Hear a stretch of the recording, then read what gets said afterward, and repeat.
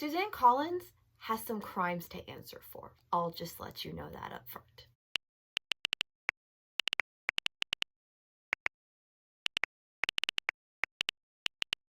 Hello and welcome back to my channel. If you're new here, hi, my name is Haley and you're watching Between the Pages. As you could tell by my intro, we're reviewing Sunrise on the Reaping by Suzanne Collins today. And let me just say, I read this and immediately shut the book and had to go take a moment. So it has been about an hour and a half, maybe 2 hours since I finished this. I needed to kind of calm down, collect my thoughts, because I am heartbroken and I swear to God I will never be the same after reading this book. So let's just get into it. This will be spoiler filled, my normally ranty videos, so I will be spoiling this entire book for you, so please leave. Although I feel like if you've read Catching Fire, then you kind of sort of know the plot of it already, and because this is about Haymitch's games. So let's just get into it. So after page 1, you realize how similar Katniss and Haymitch's lives are, and I think it's actually pointed out in the Hunger Games. I don't know. I'm still I'm re-listening to it on audio, so I'm gonna reread Hunger Games, Catching Fire, and Mockingjay, because I never got through all the way through Mockingjay. I actually DNF'd Mockingjay because I was so bored throughout most of it, and other reasons. So yeah, you realize how similar their lives are, because Haymitch has a mother and a little brother and a father who died in a mining accident, kind of like how Katniss has her mother Prim and then their father also died in a mining accident. So they're very similar going in. That was on page 1. One of the things that made my jaw drop was the fact that Lenore Dove is Covey, because I'm sorry, I guess I'm not very cultured, I guess, in the world of poetry or ballads, because I had no idea the name Lenore was from The Raven by Edgar Allan Poe. Somebody was very snippy with me when I put that on my Tumblr. They were like, well, of course she's Covey, she has a Covey naming convention. And I was like, does she? Does she? Because I was also like Haymitch. I had no idea that dove was a color. I thought it was just a bird. Okay, so maybe I'm just stupid like that. I don't know. But I was like, I did not see Lenore being Covey.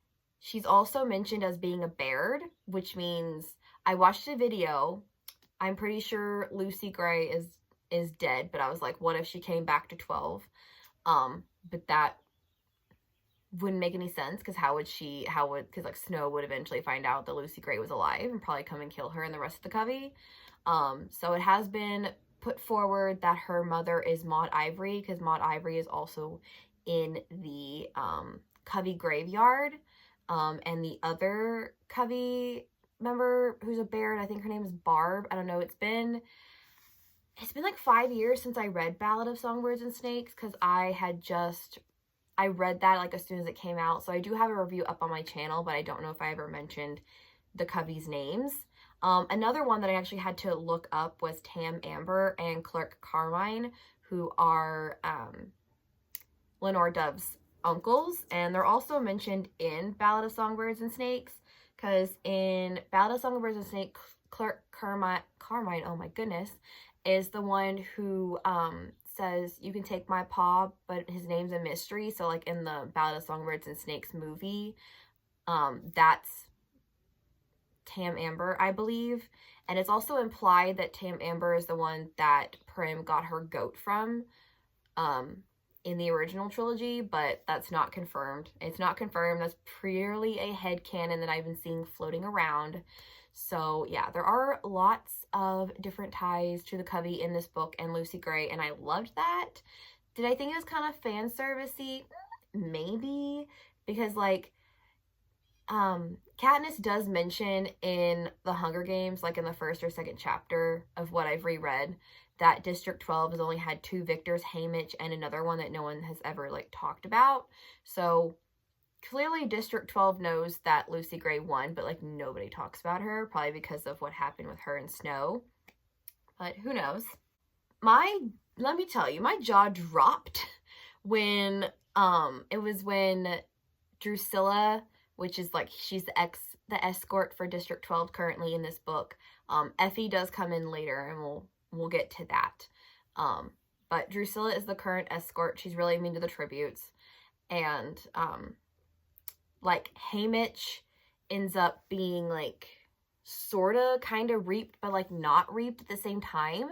Because they reap this other guy, and he ends up running, and the peacekeepers end up killing him. And so his girlfriend, Lenore Dove, is, like, trying to get the mother of the dead boy, like, off of his body. So, you know, the peacekeepers and whoever can take it away. Because, you know, they're still filming the reaping ceremony. And so a peacekeeper tries to grab Lenore, and Haymitch steps in.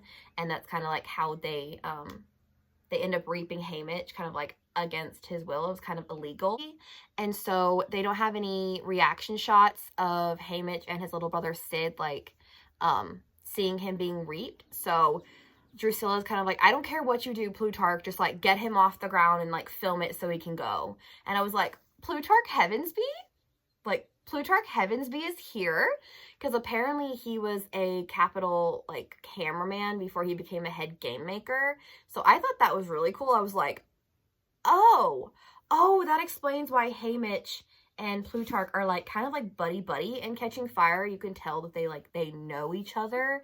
And I thought it was just because Haymitch, you know, is probably paraded around, like, every Hunger Games and stuff, so he's just come into contact and had conversations with Plutarch.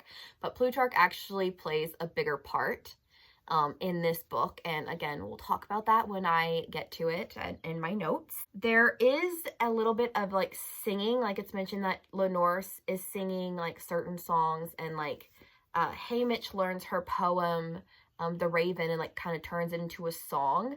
And I was like, oh, that is really cool. And I really hope that when they do the film that we get the singing just like we did in Ballad of Songbirds and Snakes, because I felt like that really added a lot to that film. And since Lenore's Covey, obviously there's a lot of singing. There's a lot of parts where, like, the song Old Hereafter is mentioned, like, towards the end. And they talk about the hanging tree and another song. When Lucy Gray sings her song at her interview in Ballad of Songbirds and Snakes, that one also comes up later in the book. So I think that's so cool. I'm pretty sure if they end up showing that scene, I'm pretty sure they'll reuse footage from Ballad, which is fine. I mean, it's there. Why not use it? Another thing is that if you thought the 10th Hunger Games was a shit show, like, this one is also a shit show. Starting off with Haymitch's reaping, and then there's a chariot crash that ends up killing one of the tributes. Luella, who they end up replacing with, like, a body double who's been, like, drugged out of her mind. I don't know if it's, like, if she's drugged on morphling or if she's drugged on Tracker Jacker venom. It's not explained, but there's, like, this device that's, like, attached to her chest that's, like, pumping her full of drugs. So I don't know what those drugs are. In my mind, it's Tracker Jacker venom, kind of like what they did, like, with PETA. But I don't know. That's just a theory on my part. Mags is here. Mags and Wyrus, because I was reading it and I was like, Wyrus? Isn't that the lady who goes TikTok, like, in Catching Fire and figures out that the arena is a clock? And it's like, yes, it is Wyrus and Mags, because District 12 doesn't have any mentors, because they've never had a winner besides Lucy Gray, and we all know what happened to her in the end. So they don't have any mentors, so they kind of, like, found mentors that I guess we're not mentoring tributes at the time.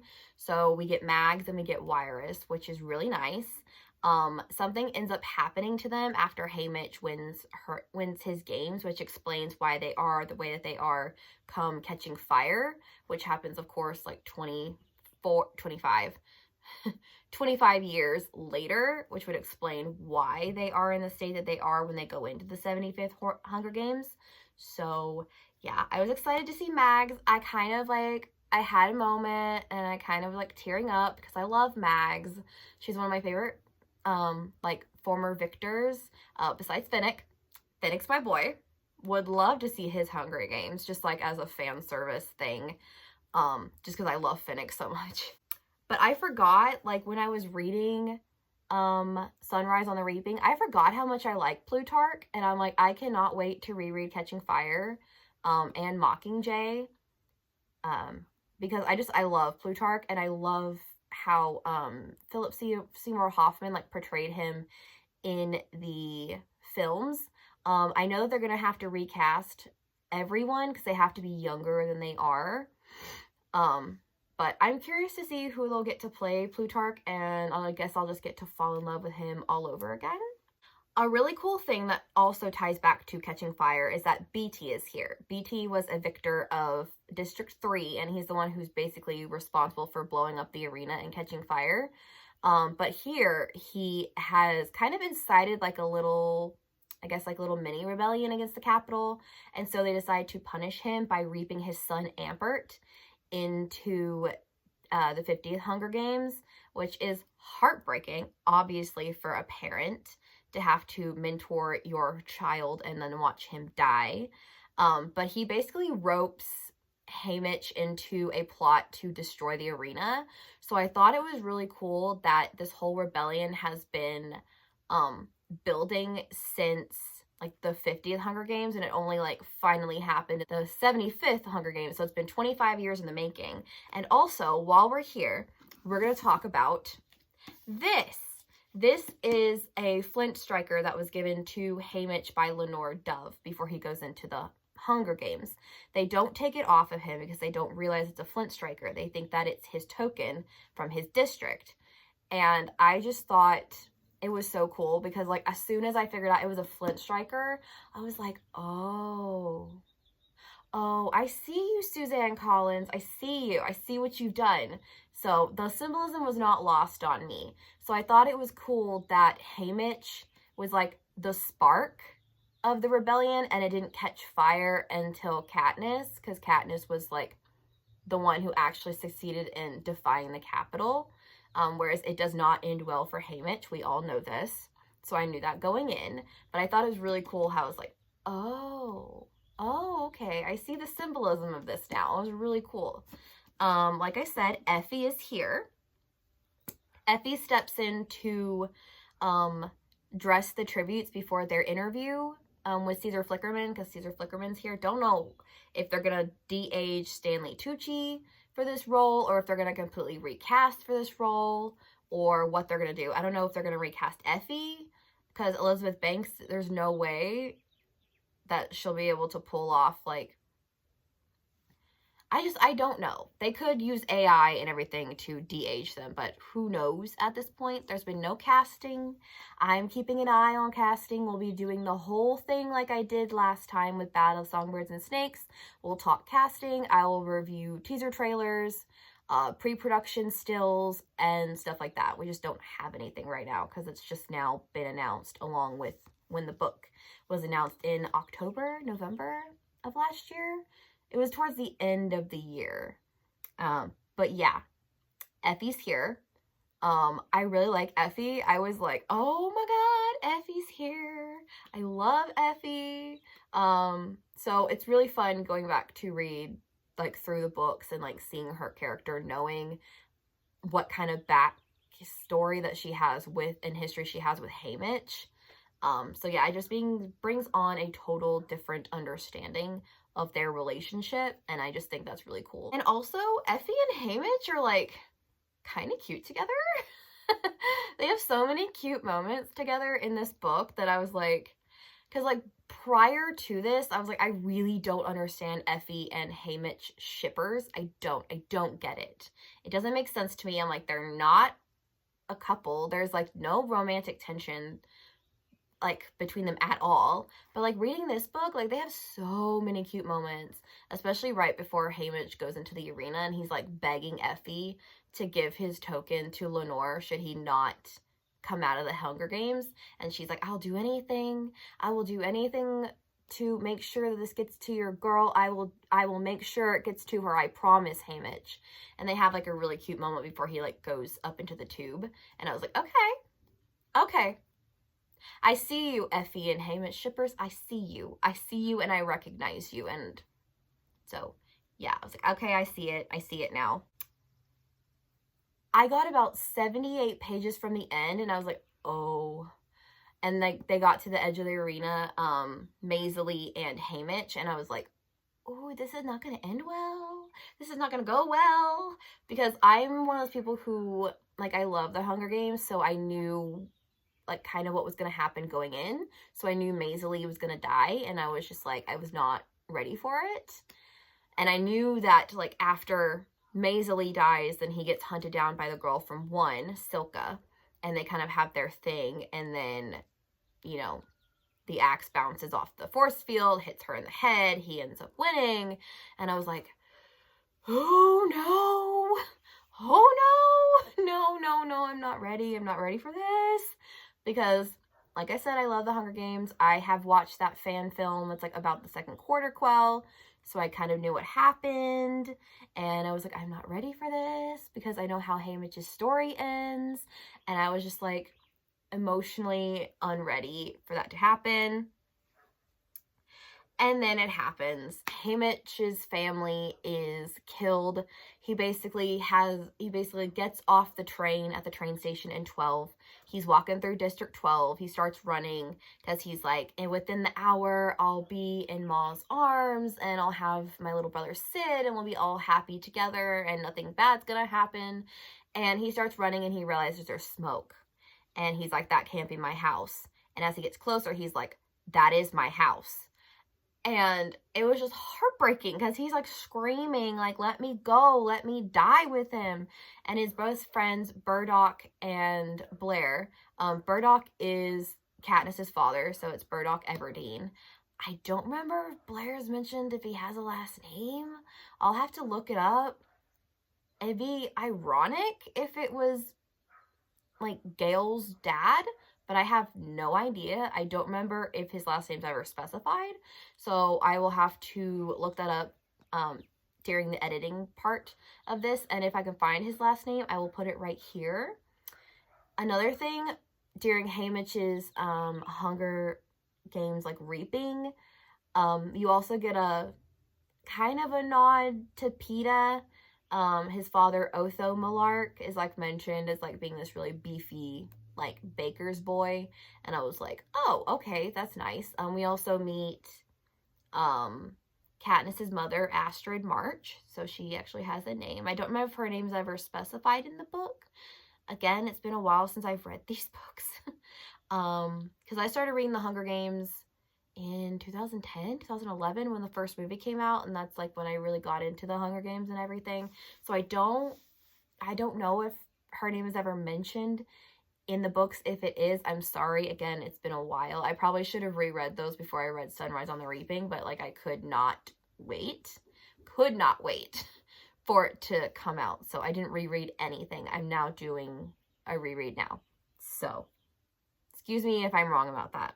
But I was like, because I was speculating with my friend Cheyenne, I was like, I'm pretty sure, like, he gets home and, like, everyone's dead already and he's, like, realizes he's completely alone. But no, the Capitol basically makes him watch his family die.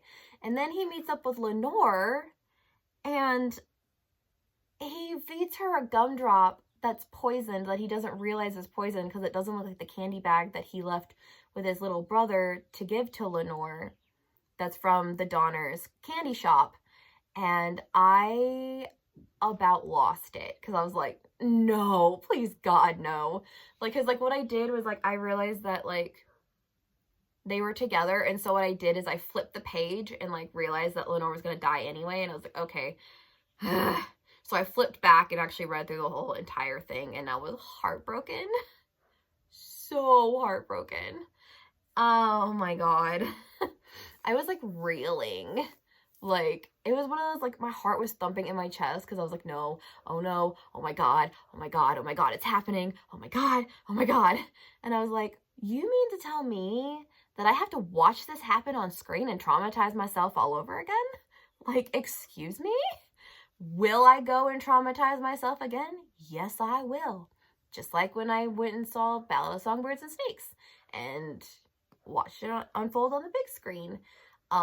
So yeah, that, I'm just, like, heartbroken. I will never be the same. I honestly wish I could unread this book. It'll be so long before I'm able to reread this. Because I'm just beside myself. Like, I had no thoughts. Like, I shut the book and walked away, and I was like, why? Why did I do that to myself? I even texted my friend Cheyenne, and she's like, I'm sorry, you poor thing. I'll try to help you through your grief, because I'm just like, oh my god. Like, I have not been so thoroughly, like, gripped by a story that is a car crash that you can't look away from since I think Forbidden. Like, Forbidden was that one book that I was like, I am destroyed. I am heartless. I have no feelings. I am destroyed utterly. So yeah, that's my incredibly rambly review. I think this is one of my longest reviews I have on my channel.